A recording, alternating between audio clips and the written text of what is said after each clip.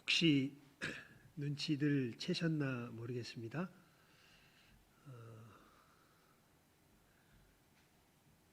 지금 2022년이 된 것을 아마 눈치를 채셨나 모르겠습니다. 예.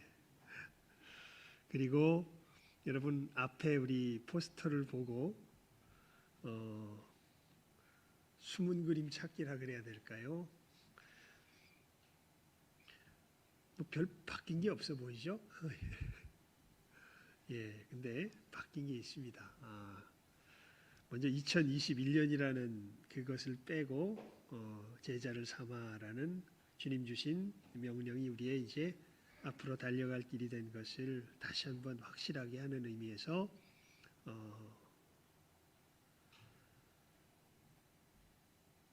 말씀으로 삼았고, 여러분 그 그림에 보면 아마 작년 그림과 달라진 점이 있는데 혹시 눈치를 채신 분이 있을까요? 작년엔 없었는데 올해는 있습니다. 예. 십자가에서 손이 내려와서 우리 손을 잡죠. 주님께서 우리를 붙들어 주시는 그 손길을 말한다면 그 밑에는 또 두 사람이 손을 잡고 가죠. 이것은 주님의 은혜를 나누는 제자를 삼는 우리 믿음의 사람들의 모습을 의미한다면, 작년 그림에는 그게 없었는데 올해 그림에는 이게 있는 게 있습니다. 그게 뭔 줄 아시겠어요? 오른쪽에 보면 뭐가 있습니까? 사람들 걸어가는 그 앞에 오른쪽에 뭐가 있습니까? 안 보이세요? 나중에 자세히 보십시오. 신성교회가 있습니다. 예, 모르셨죠? 예. 우리가 걸어가는 길을 아마 우리 이 집사님께서 참 하나님께서 은사를 주셔서 잘 표현했고, 아마 압축적으로 우리의 나아가는 길을 잘 보여주는 참 그 그림의 내용입니다. 제자를 삼는 이 걸음, 우리 신성교회가 걸어가야 할 걸음인 것을 잘 보여주고 있지요. 여러분, 우리 지난 한 해입니다. 이제 올 한 해가 아니라 지난 한 해 우리가 전체적으로 나누었던 말씀의 내용이 무엇인가 하는 것은요, 한마디로 말하면 주님께서 주신 생명이 무엇인가 하는 것을 우리가 그 전반적인 모습을 지난 한 해 동안 우리가 전체적으로 살폈습니다. 그러니까 하나님이 세상을 이처럼 사랑하사 독생자를 주셨으니 이는 저를 믿는 자마다 멸망치 않고 무엇을? 영생을 얻게 하려 하심이라. 그러니까 예수님께서 우리에게 주신 것은 무엇일까요? 영생입니다. 즉 생명입니다. 우리가 지난 한 해 무엇을 살폈다고요? 이 생명이 무엇인가 하는 것을 살폈지요. 사실 제자를 삼는다는 것은 이 생명을 갖지 못한 사람들을 우리들이 초청해서 이 생명을 나누고 이 생명 가운데로 참여하게 하는 것이 뭘 삼는 일이에요? 제자를 삼는 일입니다. 예. 한마디로 말하면 이 생명은, 예수님께서는 이렇게 말씀하셨죠. 이 영생 자체에 대하여서 영생은 곧 유일하신 참 하나님과 그의 보내신 자 예수 그리스도를 아는 것이니이다. 그러니까 한마디로 말하면 예수님께서 이 영생에 대해서 이야기하시는 그 핵심에 보면 누구를 아는 것이 바로 영생이다, 생명이다? 하나님을 아는 것이 바로 생명이다. 예. 여러분, 하나님을 알게 될 때에 진정한 내 자신을 회복하게 되고, 이렇게 진정한 내 자신을 회복하게 될 때에 진정한 내 이웃들을 섬기는 자가 되고, 이웃들과의 관계가 회복이 되고, 또한 하나님께서 지으신 이 세상을 하나님께서 목적하신 아름다운 뜻 가운데로 회복시키시는 이 세상을 회복하는 존재가 되는 것이 바로 우리들이죠. 이것이 간단하게 우리가 지난 한 해 동안 성경이 우리들에게 알려주고 있는 주님께서 우리들에게 누리게 하신 그 영원한 생명의 전체적인 모습인 것을 알게 됩니다. 그 핵심에는 누구를 아는 것이 있는 거예요? 하나님을 아는 것이 있는 것이죠. 예. 여러분, 이 세상 사람들은 누구를 모를까요? 하나님을 모릅니다. 예. 예수 안에 있는 사람들은 누구를 알게 될까요? 하나님을 알게 됩니다. 그러니까 이것이 이제 우리가 누리는 생명이요, 그리고 우리의 삶의 목적은 사실은 이 생명을 누리지 못하는 사람들에게 이 생명을 나누어 주는 것이 우리들의 삶의 목적인 것이죠. 여러분, 우리는 주의 몸된 교회로 사실은 우리가 걸어가야 할 삶의 길은 결국 뭐예요? 결국 뭐예요? 저거예요. 예. 누구도 예외가 없습니다. 그리스도인들이라면 우리가 사는 목적은요, 여러분이 존재하는 이유는, 내가 존재하는 이유는 왜 존재하는 걸까요?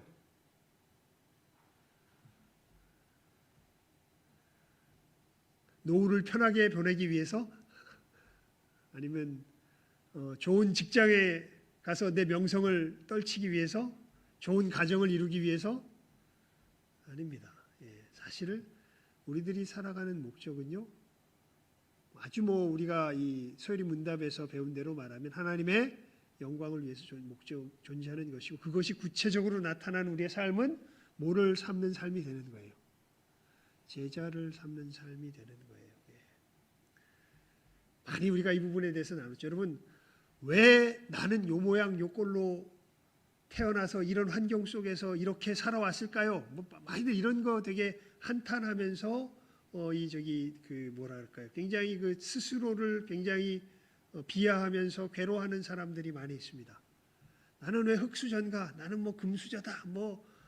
별하별 자기에 대한 여러 생각들을 하게 되는데, 여러분, 이 세상 사람들, 특별히 하나님 안에서 예수 그리스도 안에서 새로워진 이 사람들은요, 누구 하나 예외 없이 정말 한 사람도 뭐라 그럴까요?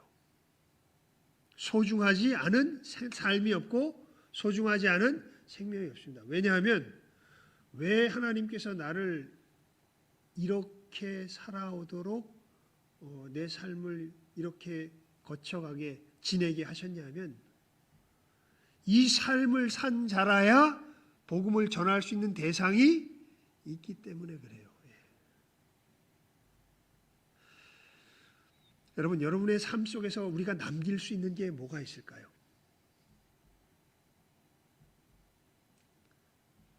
뭐가 남을까요? 우리가 이제 평생을 살아가게 되는데, 여러분, 우리가 뭐가 남을까요? 예.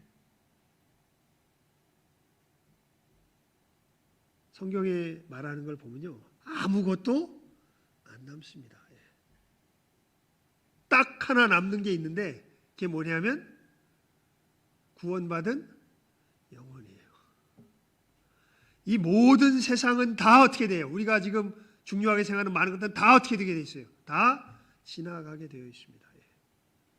여러분이 쌓은 재산, 여러분 재산 많이 모아봤자 그거 나중에 가면 되게 골치 아파지는 것 같더라고요.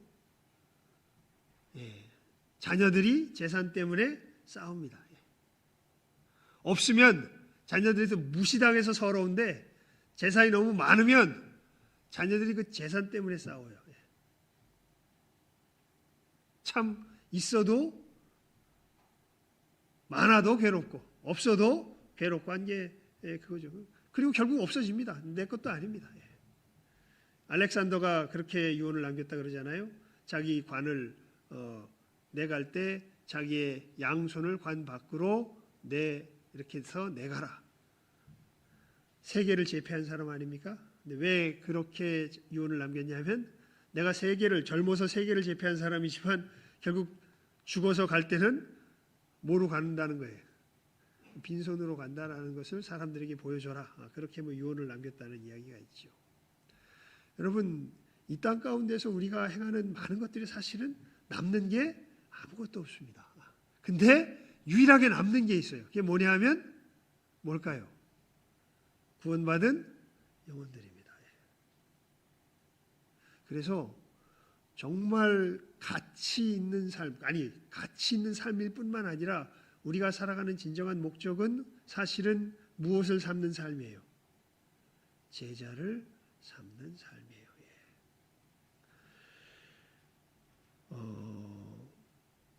한 해를 보내며 한 해를 맞이하면서 특히 코로나 상황 속에서 여러분들 아마 많은 분들이요, 특히 이제 우리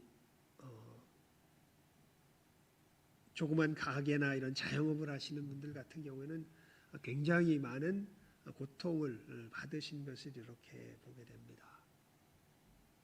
뭐 그리스도인이라고 예외가 없습니다. 다들 힘든 상태에서 삶을 사셨죠. 근데 여러분 그렇게 하다 보면 우리는 까딱 초점을 놓치기 쉬운 게 뭐냐면 그렇게 아무 무탈하게 남들은 고생해도 고생 안 하고 남들은 힘들어도 나는 힘 안 들고 뭐 경제적으로 이 어려움 없고 힘든 것 없는 것 이것이 마치 삶의 목적인 양 자기도 모르게 이렇게 살아가는 사람들이 참 많아요. 여러분 우리 분명히 아십시오. 이건 그냥 어떻게 됐든지 다 지나가게 되어 있습니다. 힘들든지 안 힘들든지 그냥 다 지나가게 되어 있는 거예요. 근데 이 삶 속에서 내가 무엇을 남겼는가? 정말 예수님께서 말씀하신 명령하신 저 제자 삼는 삶을 제대로 살았는가 살지 못하는가? 우리 삶이 올 2021년을 지난 2021년을 지내면서 여러분의 삶이 허망합니까? 아니면 뿌듯합니까? 아마도가 아니라 확실히 이 땅의 것을 채우려고 노력했던 사람들은요, 자기가 네 죄를 내가 알렸다라는 것처럼 아마 지금 이 시간에 우리 자신을 돌아보면 알 거예요.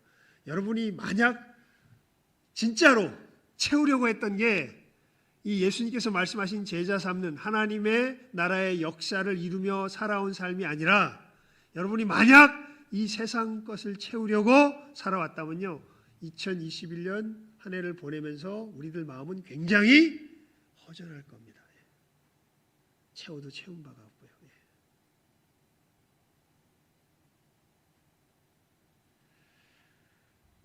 근데 많은 힘든 여정을 거쳐왔어도요, 여러분이 만약 2021년 한 해의 삶을 정말 주님께서 말씀하신 저 명령을 따라서 어렵고 힘든 싸움 속에서도 정말 경제가 힘들고 내 사업이 힘들어져도 또 가정에 여러 가지 어려운 일이 있어도 이것에 흔들리지 아니하고 주님 명령하시니 제자 삼는 삶을 내가 꾸준히 한결같이 뚜벅뚜벅 자기의 삶의 현장에서 걸어왔다면 아마 여러분들의 마음은 어떻게 할까요?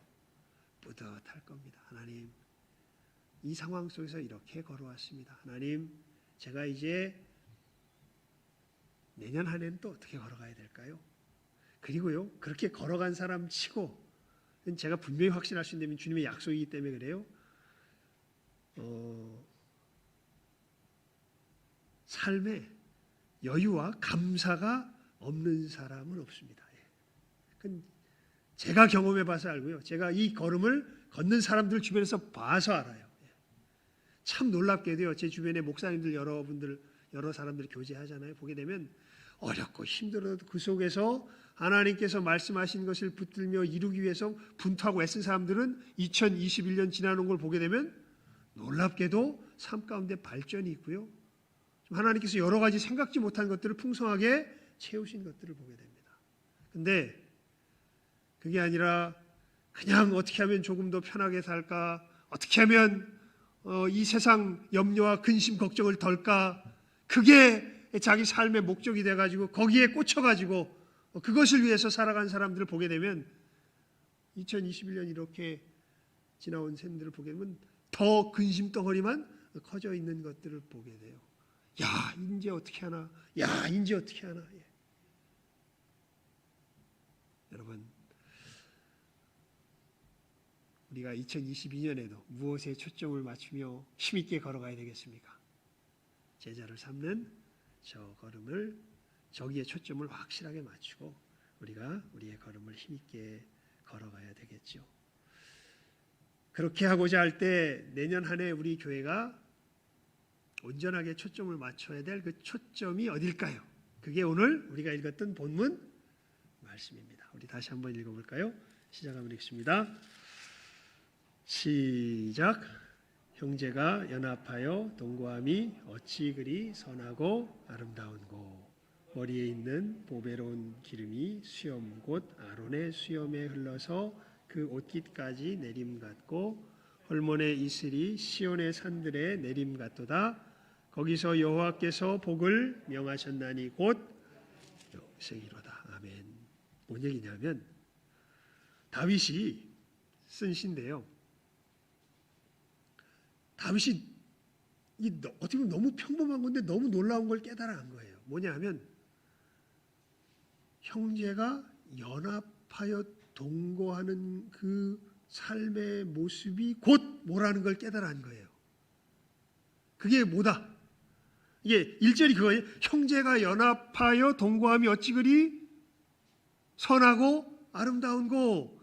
보니까 이게 마치 뭐처럼 보이냐면 뭐에 비유할 수 있냐면 머리에 있는 보배로운 기름이 수염 곧 아론의 수염에 흘러서 그 옷깃까지 내림 같고. 뭐 예를 들면 그런 거죠. 여러분 이 강변에 이렇게 한 3시나 4시쯤 여름철에 3시나 4시쯤 강변 이게 태양이 각도가 쫙 그때가 제일 잘 맞는 것 같아요. 보면 이렇게 하다 보면 강물이 보석가게가 되죠. 빛이 탁 반사되면서 수많은 보석이 이 강물 위에 이렇게 흩어져 있는 것을 보게 되죠. 이제 그런 모습인 거죠. 머리에 있는 보배로운 기름이 수염 곧 아론의 수염에 흘러서 그 옷깃까지 내림 같고 헐몬의 이슬이 시온의 산들에 내림 같도다. 무엇이요? 형제가 연합하여 동거하는 것이. 거기에 뭐가 있길래? 거기서 여호와께서 복을 명하셨나니 곧 무엇이로다? 영생이로다. 여러분 우리 몸된 교회가 우리가 교회로서 정말 이 제자 삼는 일을 제대로 감당하려면 우리 교회가 이 생명을 품을 만한 터전이 돼야 돼요. 그래서 내년 한 해 올해 우리가 정말 하나님 앞에 힘써야 할 것이 다른 것이 아니라 하나님 우리 신성교회가 그래서 이제 교회를 그려놨거든요. 우리 신성교회가 이 생명을 품을 수 있는 뭐가 되게 해주세요. 터전이 되게 해주세요. 이게 우리가 내년 한 해 올해 자꾸 저도 아직 적응이 안 되네요. 이 소동구 영신 예배라 올해 우리가 하나님 앞에 정말 결심을 하며 간구하며 나아가야 할 아주 분명한 표대가 되는 것이죠. 여러분 어떻게 될 때 이 생명을 품는 이 터전이 될까요? 이게 오늘 말씀의 내용이에요. 형제가 어떻게 할 때? 연합하여 어떻게 할 때? 동거할 때에.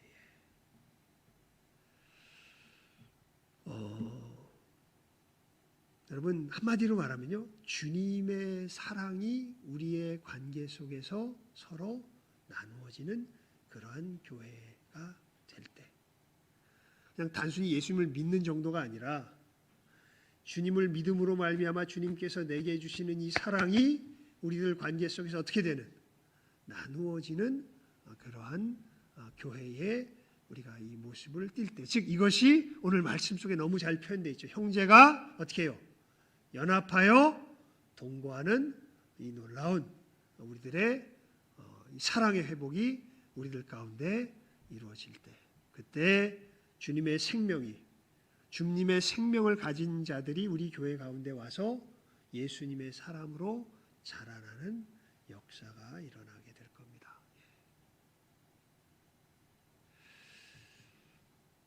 세 가지가 필요합니다. 첫째는 은혜를 받아야 돼요. 우리 요한복음 15장 한번 펴볼까요? 요한복음 15장. 요한복음 15장.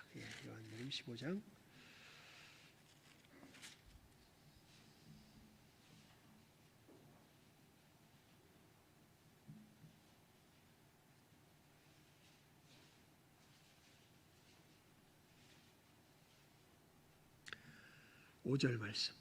요한복음 15장 5절입니다. 우리 다 함께 읽어봅시다. 15장 5절 말씀 시작. 나는 포도나무요 너희는 가지니 저가 내 안에 내가 저 안에 있으면 이 사람은 과실을 많이 맺나니 나를 떠나서는 너희가 아무것도 할 수 없습니다. 아멘. 자, 여러분 이 끝에 말이 정말 중요합니다. 나를 떠나서는 너희가 어떻게 돼요? 아무것도 할 수 없습니다. 여러분 예수님의 사랑이요 우리가 그래 나누자 이런다고 나눠지는 게 아니에요. 이게 우리들 속에 사실 없어요. 우리는 뭐예요? 가지예요. 예수님이 누구세요?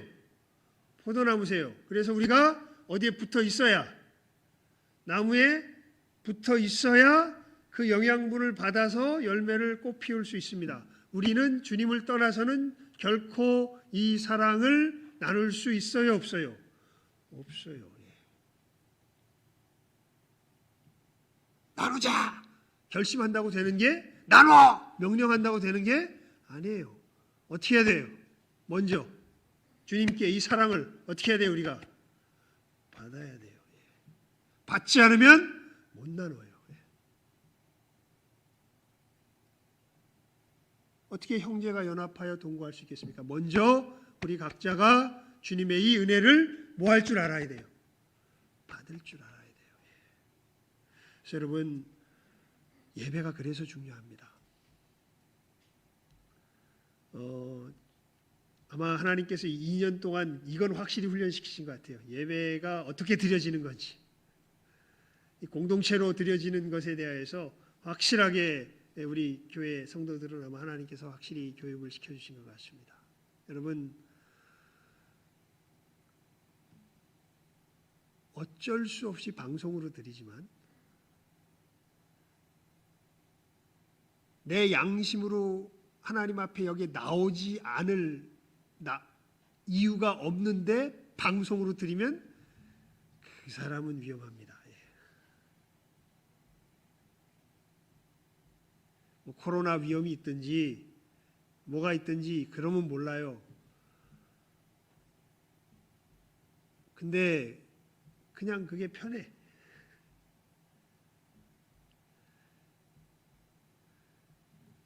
제가 깜짝 놀라서 정색을 하고 제 동생을 훈계했던 적이 있습니다. 이 녀석이 카페 가서 예배를 드리겠다는 게 무슨 소리냐? 거기 한적하대요. 무슨 말도 안 되는 소리를 하고 있냐? 예배가 뭔 줄 아냐? 물어봤더니 그냥 하나님 앞에 그냥 자기 마음만 드리면 되는 거야. 이런 식의 생각을 가지고. 여러분 예배는요. 특별히 물론 그런 개인 경건의 예배도 있습니다. 우리가 새벽 기도의 시간 같을 때 그렇게 갔지요. 하지만 여러분 예배 세 가지가 있는 걸 우리가 구별을 했죠. 공동체로 드리는 예배가 있습니다. 이 예배는요. 하나님 앞에 하나님의 백성이 총체적으로 모여서 언약식을 맺는 언약 갱신의식이에요. 그러니까 이 시간에 우리는 하나님과 뭘 맺는, 그러니까 쉽게 말하면 결혼식 하는 거를 생각하시면 돼요. 어떻게 모여서? 하나님의 백성이 총체적으로 모여서요. 공동체로 모여서 하나님의 예배하는 시간이 이 예배의 시간. 이때 하나님께서 하나님의 백성됨을 알게 하시고 십계명도 주셨고 이런 시간을 통해서 은혜를 주시거든요. 근데 혼자 들어가서 시간도 안 지키고 녹화한 거 보고서 뭘 하겠다는 거예요. 그래서 제가 우리 방송부한테는 그 얘기를 했죠. 절대 예배 파일을 전체로 다 올리지 마라.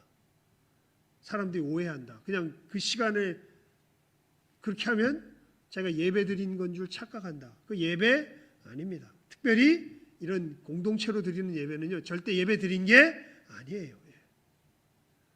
예배 드리는 건 누구 앞에 서는 시간이에요. 하나님 앞에. 누가? 우리 믿음의 식구들 전부가. 근데 어떻게 예배 파일만 달랑 해가지고 어디 가가지고 카페나 이런 데 들어가서 혼자 예배하는 게 어떻게 말이 돼요? 그건 말이 안 돼요. 여러분 우리가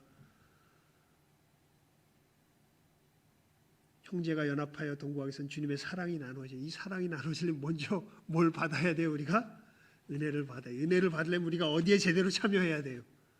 예배에 제대로 참여해야 돼요. 여러분, 내년 한 해 다시 한번 이것을 분명하게 마음에 새기시기 바랍니다. 물론 뭐 갑자기 뭐 이렇게 뭐 이제 뭐 위드 코로나 잠시 멈춥니다. 뭐 이래가지고 우리가 여러 가지 우리가 조심해야 될 부분들이 있어요. 그때는 우리가 뭐 방송을 하고 이런 것도 괜찮아요. 그건 하나님께서 아시니까. 그런데 이게 편해지면서 하나님 앞에 우리가 진정한 자세로서 분명한 의식을 가지고 예배 드리는 그 예배의 이 뭐라 그럴까요? 모양을 잊어버리고 엉뚱하게 지가 멋대로 예배를 만들어서, 여러분 10계명의 2계명이 뭡니까? 너를 위하여 새긴 우상을 만들지 말며 그것들에게 절하지 말고 그것들을 그러니까 외워야 돼. 10계명. 그것들을 섬기지 말라. 누구를 위하여 새긴 우상이요?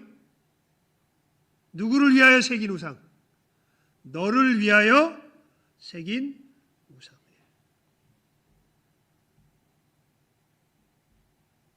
우리가 하나님 앞에 먼저 참된 예배자가 돼서 은혜를 받아야 됩니다. 두 번째는요, 그렇게 은혜를 받게 될 때 우리들 속에서 뭘 할 줄 알아야 되냐면 하나님의 용서를 알게 할 줄 알아야 돼요. 그러니까 이 형제가 연합하여 동거하려면요, 특히 하나님의 백성들로서 우리가 연합하여 동거하려면 이게 세상 관계와 다른 것이 그거예요. 여러분, 세상은요 결국 복수가 있고요, 처단이 있죠. 그런데 진짜 하나님의 이 공동체 속에서는 무엇이 우리들 속에 하나님께서 흘러가게 하시면서 세상과 구별되게 하셨냐면 하나님의 무엇을 알게 하시는 거예요? 용서를 알게 하세요. 용서를. 자, 요한복음 20장 한번 펴보십시오. 요한복음 20장입니다. 요한복음 20장. 21절에서 23절입니다. 21절에서 23절 우리 함께 읽습니다. 시작하면 읽습니다. 21절에서 23절 시작하면 읽습니다. 시작. 예수께서 또 가라사대 너희에게 평강이 있을지어다. 아버지께서 나를 보내신 것 같이 나도 너희를 보내노라. 이 말씀을 하시고 저희를 향하사 숨을 내쉬며 가라사대 성령을 받으라. 너희가 네 죄든지 사하면 사하여질 것이요 네 죄든지 그대로 두면 그대로 있으리라 하시니라. 아멘. 예수님께서 우리들을 보내는 목적을 요한복음은 놀랍게도요, 뭐 하기 위해서 보낸다고 말씀하세요? 하나님의 이 용서를 알게 하기 위하여 보낸다, 이렇게 말씀하세요. 그러니까 이 말씀이 이 얘기랑 똑같은 거예요. 사실은 제자를 삼아, 마태복음에서는 모든 족속으로 가서 모든 족속으로 제자를 삼아라라고 말씀하시는데 요한복음에서는 아버지께서 나를 보내신 것 같이 나도 너희를 뭐한다? 보낸다. 그러면서 너희들이 보내서 아버지께서 예수님을 보내서 해주신 일이 뭐예요? 뭘 알게 하신 거예요? 하나님의 뭘 알게 하신 거예요? 용서를 알게 하신 거거든요. 그러니까 너희들도 가서 하나님의 뭘 알게 해라. 사람들에게 이 용서를 알게 해라. 그냥 니들 잘못한 사람 용서해, 이런 정도의 차원이 아니에요. 누구의 용서를 알게 해라? 하나님의 용서를 알게 해라. 하나님이 너희를 용서하셨다는 것을 알게 해라. 여러분, 우리들 속에서 관계에서 갈등이 왜 일어나냐 하면요, 섬기는 우상이 같아서 그래요. 뭐 말씀 많이 드렸죠. 제가 우리 애들 저기 있다가 어린아이들 한 10명 모아놓고 장난감 쫙 깔아놓고 애들 그대로 냅두면 반드시 10분 안에 싸웁니다. 왜 싸우는 줄 아세요? 장난감 아무리 많이 넣어놔도 싸워요. 왜 싸우냐면 꼭 같은 장난감을 탐내는 두 아이 이상이 생겨요. 그럼 이 두 아이는 뭐 할까요? 싸웁니다. 우리가 왜 다툰다고요? 섬기는 뭐가 같아서? 우상이 같아서 싸워요, 사실은. 돈이 우상인 사람은 돈이 우상인 사람 만나면 싸우게 되어 있고요. 자존심이 우상인 사람은 자존심이 우상인 사람 만나면 싸우게 되어 있고. 근데 우리는 그렇게 우상 숭배자였던 우리들이 예수님의 역사 속에서 참 하나님을 섬기는 자가 된 거죠. 그래서 그 우상은 나쁜 게 우상이 아니에요. 사실은 우상은 선한 건데 우리가 절대화한 게 우상이 돼요. 뭔 얘기냐면 우리 그리스도인들이 살아가다가 갈등을 겪을 때가 많아요. 왜냐하면 필요한 것이기 때문에 나에게. 그러니까 선한 것은 필요한 것이기 때문에 내가 그것을 이렇게 누리면서 살아가는데 우상 숭배자가 툭 튀어나와 가지고 내 필요한 것을 뺏어가 버려요. 그렇게 되면 우리는 그 필요한 것을 공급받지 못하니까 우리가 굉장히 불편해져요. 그때 예수의 은혜 가운데 하나님의 용서를 알게 된 사람은 눈치를 채요. 뭘 눈치를 채냐면 저 사람이 지금 저게 우상이 되어 있구나. 저런 죽일 놈이 있나가 아니라 저런 불쌍한 사람이 있나. 저기서 헤어나와야 될 텐데 하나님 저 사람을 좀 불쌍히 여겨주세요. 이게 하나님의 뭘 알게 하는 거예요. 용서를 알게 하는 거예요. 적을 빼서 저런 죽일 놈이 있나. 전 죽여야 돼. 없애야 돼. 이건 세상이고 하나님의 사람들은 이게 절대적이지 않다는 걸 알아요. 사도 바울이 그런 얘기를 하죠. 먹을 것이 있고 하루 누울 곳이 있으면 뭐한 줄 알아라. 여러분 그거 가지고 족한 사람 여기 있어요? 없어요? 제가 본 실제로 뭐 마음은 어땠는지 모르지만 그 표현 속에서 그것을 확실히 삶 속에서 표현한 제가 본 가장 확실한 분은 최춘선 할아버지였던 것 같아요. 저도 비슷하게 흉내를 내려고 하는데 저도 잘 안 돼요. 어느 순간인가 저도 넘어질 때가 많이 있습니다. 근데 사실 부질없는 거예요. 그리고 염려할 필요 없습니다. 근데 참 여러 가지 삶의 현실로 닥칠 때는 우리도 자기도 모르게 눈앞이 캄캄해지죠. 우리가 그만큼 이런 것들이 우상이 되기가 뭐예요? 쉬워요, 사실은. 그래서 이런 문제로 부딪히면 자기도 모르게 정신을 잃고 막 트자비질하고 싸우게 됩니다. 근데 예수 안에 있으면 이것이 상대화되기 시작해요. 이게 절대적이지 않다는 걸 알게 되고 어떤 면에서는 바보가 돼요. 양보하기 때문에. 왜냐하면 절대적이지. 예수님 그러시죠. 네 속옷을 가지고자 하거든 못 가지주고. 주기 싫구나. 속옷을 가지고자 하거든 뭘 주고. 여러분 유대 문화에서요. 속옷이 비쌀까요? 겉옷이 비쌀까요? 겉옷이 비쌉니다. 어느 정도 가치가 있을까요? 예수님의 겉옷은 부위별로 잘라서 가져갔습니다. 겉옷은요. 지금으로 치면 자동차 한 대 값 정도 될 거예요. 속옷은 그 정도는 아닙니다. 뭐 저기 텔레비전 정도 될까요? 겉옷 속옷을 가지고자 하거든 뭐까지 주고? 겉옷까지 주고요. 그 얘기는 바보가 되라는 뜻이 아니라 세상 사람들은 그게 절대적인 가치가 돼 있어요. 우상이 돼 있어요. 그거 없으면 못 살아요. 근데 그거 아니잖아. 우린 그거 없어도 살잖아.